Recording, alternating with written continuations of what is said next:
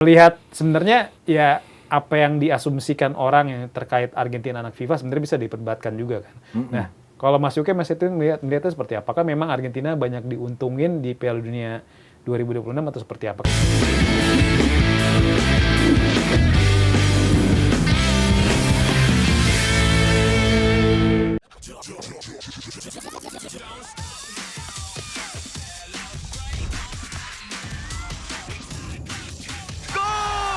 Untuk perayaan yang never stop, segeri dengan Hydro Coco. Don't stop the celebration. Ini terakhir nih Mas Yuke, Mas itu kita sedikit geser ke Piala Dunia 2026. Oh, gue kira 2030. Gue mau jogging Belanda lagi. Itu mau 64 negara katanya. Infantino udah ngomong kan. Kurang Benar, kerjaan. dia sempat bilang Iya, itu wacana yang sangat possible dia bilang. Kata dia begini apa?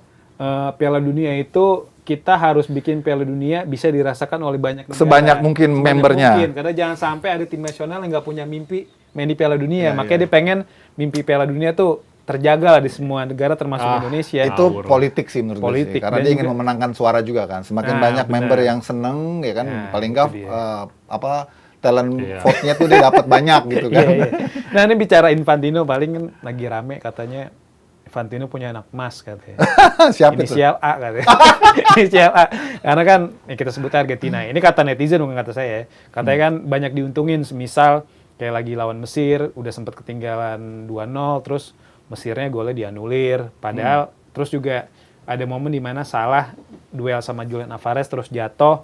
Akhirnya Argentina bisa serangan balik dan jadi gol penutup menang kan lewat Enzo Fernandez. Terus juga lawan Swiss juga lagi duel antara Brahim Embolo sama Leandro Paredes di awal setelah wasit ngecek VAR ternyata yang awalnya kartu kuning Paredes Jadi berbalik kartu jadi merah. berbalik ke Embolo dan akhirnya kartu merah kedua kartu kuning kedua kan.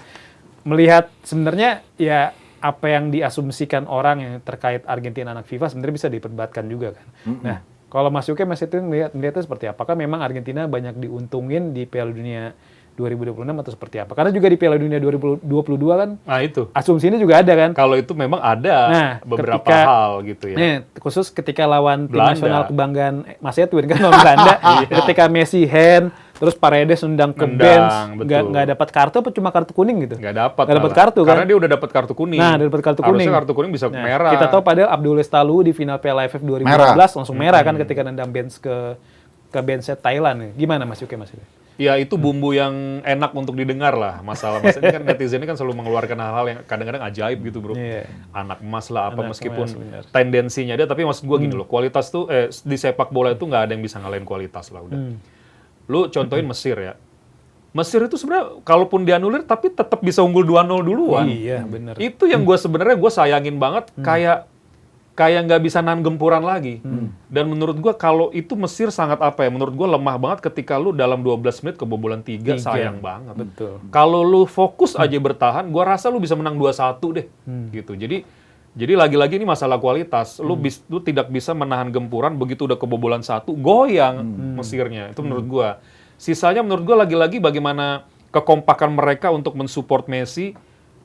Iya kuncinya itu. Kalau bisa nanti nih kayak nanti lawan Inggris nih. Kalau lu bisa kunci aja bola-bola ke Messi sama lu pagerin aja tuh Messi, mungkin lu punya chance gitu loh. Karena Argentina tuh sebenarnya memang nggak istimewa-istimewa banget. Cuma mentalnya udah jadi dari 2022, Bur. Udah pernah juara di bawah tekanan, digendong Messi. Sekarang mereka kayak ngegendong semuanya supaya Messi jadi last dance lagi gitu. Memang istilahnya stigma itu nggak bisa kita hindarin ya. Dan Iya. itu memang terjadi. Tadi Edwin udah mengatakan sejak 2022 udah ada aromanya Tendensi. gitu ya. Tapi kan itu ya bisa diperdebatkan. Oke gitu. Maksud gua kalau yang mau gua highlight di sini standar kepemimpinan wasit yang nggak konsisten gitu. Itu yang akhirnya jadi pemicu perdebatan, kontroversi. Kalau wasit itu konsisten, mungkin nggak seperti sekarang. Mungkin nggak akan muncul tendensi-tendensi negatif terhadap Argentina dan wabil khusus Lionel Messi. Gue inget, masih inget waktu pas Liga Champions ada slogan UEFA Lona. Oh ya, Barcelona, Oh, iya. iya. Ya kan? Kayak Barcelona, Iya. betul. Itu kan bisa terjadi di mana aja, nggak cuma di FIFA aja, di hajatan UEFA juga bisa terjadi juga. gitu ya. Di kita juga ada kan gitu, anak papa gitu Anak papa, misalnya kan. iya. Tapi tadi dikatakan Edwin, kalau tim itu superiornya tinggi, punya superioritas, Punya kualitas, maka ya. ya superior ya, dia harus superior. Iya. Kalau dia tipis-tipis aja akan susah juga. Apa namanya untuk mengatasi dugaan-dugaan kayak gitu. Tapi kalau dia superior, diapain juga, direncanakan kayak gimana juga, nggak bakal bisa. Tetap dia akan menang. Gitu. Nah, kalau superioritas Argentina itu bukan ke permainannya, tapi mentalitasnya, gitu ya. Apa namanya? Ingat nggak? Bagaimana mereka setengah mati juga menang lawan Tanjung Verde, kebobolan 2 gol juga, lawan Mesir kebobolan 2 gol juga. Mereka ada lubang juga sebenarnya Jadi bagaimana tim-tim itu kalau menghadapi mereka tuh selama 90 menit manfaatin betul gitu loh sisi yang bisa mereka kontrol. Kalau yang nggak bisa mereka kontrol kan susah ya, masalah wasit lah, isu ini, isu itu gitu kan. Itu yang menurut gua jadi polemik. Agak menyayangkan gua. Harusnya Mesir bisa menang kemarin tuh. Iya. Terus sama ini juga, tadi kembali sorry Win, Bur, kembali ke soal konsistensi wasit ya.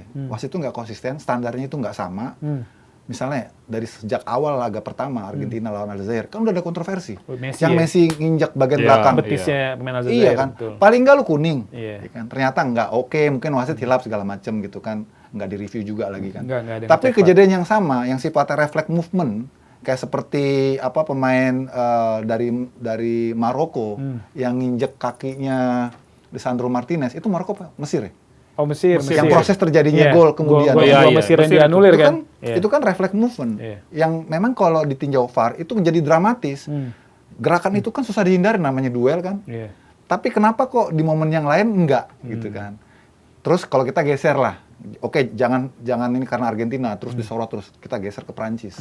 Lawan Paraguay. Gila bro. Wah, parah itu. Mbappe itu kasar banget itu main setengah tiang. Istilah orang Batak bilang pak. Nggak ada kuning. Berarti kan lu nggak protek tuh. Kalau mau protek pemain bintang, lu protek semuanya gitu loh. Kalau mau standarnya sama, ya samain standarnya gitu. Makanya kan lu wasit Uzbek pulang bagus lah. Kalau nggak dimimpin lagi lu, kayak begitu kan bahaya bro. Nah, maksud gue itu. Jadi tidak menyudutkan 1-2 tim atau 1-2 pemain. Tapi standar wasit di Piala Dunia ini memang terutama keputusan. Outputnya Suka standar beda standar ya. beda. Itu akhirnya bikin beda, rame.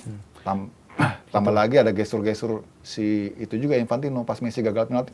Wih, kecewa gitu Itu ya. makin kesannya ini. Iya. Kesannya. Jadi disambung-sambungin. Sambung-sambungin, dicocokologi gitu kan. Tapi gue bener. nggak percaya, gue nggak yakin ini ada perlakuan khusus atau apalagi ada settingan. Gue nggak percaya. Tadi kalau tim itu memang punya mentalitas dan superioritas yang jauh di atas lawannya, diapain juga, dikerjain apa kayak gimana juga, pasti mereka akan tetap lolos.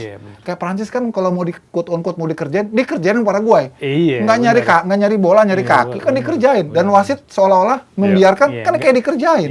Tapi karena superioritas dia memang sangat menonjol, ya lolos menang juga akhirnya. Gitu. Dan hebatnya nggak kepancing loh. Nggak kepancing. Tenang ya, tengah Bape ketawa-tawa aja, iya bener. Dia tahu nih, gue pasti akan dimakan nih gitu kan. Dan Infantino mungkin kalau pengen naikin satu negara, kenapa nggak Swiss sama Italia sekalian kan? Asal negaranya dia kan. Ya kayak kemarin kasus yang kartu merah Balogun kan juga ngaco. Benar itu terlalu apa ya? Terlalu kasar gitu maksud gue ininya. Kelihatan banget.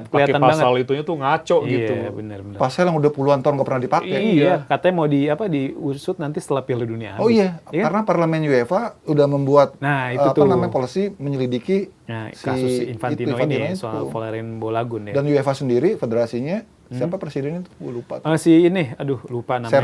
Ya. Alexander Seferin. Dia bilang ini mencederai nilai-nilai sportivitas. Iya, setuju. Karena dimanapun kalau udah keputusan wasit dan itu udah disahkan, pertandingan udah selesai, ya itu berlaku, valid, nggak bisa dianulir. Walaupun ujungnya Amerika kalah juga sama Belgia ya. Itu akhirnya akhirnya Balogunnya jadi ngerasa bersalah dan Amerikanya jadi malah nggak benar dapat jadi tidak dapat simpati. Dianggap lu ngatur segala macam. Balogun sebenarnya. Balogun selesai pertandingan dia nyamperin Rudi Garcia lu. Dia mau ngomong maaf gitu. Nggak, gue udah tahu. Ini bukan salah lu kata si Rudi Garcia. Keren ya.